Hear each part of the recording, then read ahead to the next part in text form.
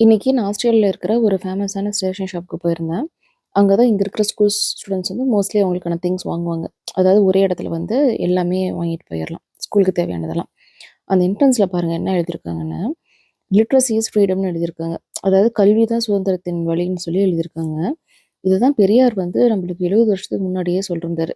அவர் என்ன சொல்லிருந்தாருன்னா, கல்வி வந்து நம்மளுக்கு சம்பாரிக்க மட்டும் ஹெல்ப் பண்ணாது.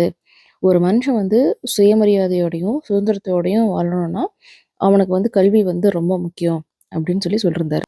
அதே மாரி இன்னொரு கோட் எழுதியிருந்துச்சு. Help students to write their bright ஃபியூச்சர்ஸ்ன்னு எழுதிருந்துச்சு. இதுவும் பெரியார் சொன்னது தான். கல்விய மட்டும் நம்ம அடுத்த தலைமுறைக்கு குடுத்துட்டோம்னா, அவங்களுக்கு என்ன வேணுமோ அத அவங்களே வந்து சுயநிர்ணயம் பண்ணிப்பாங்க அப்படின்னு சொல்லி சொல்லியிருந்தாரு. இப்ப ஆஸ்திரேலியா மாரி வளர்ந்த நாடுகளே பார்த்தீங்கன்னா, இன்னும் வந்து கல்விக்கு எவ்வளோ இம்பார்ட்டன்ஸ் குடுக்குறாங்க அப்படின்னு சொல்லி தெரியுது. இதனால தான் பெரியார் வந்து இன்னைக்கும் வந்து நம்மளுக்கு வந்து ரிலவென்ட்டா இருக்காரு.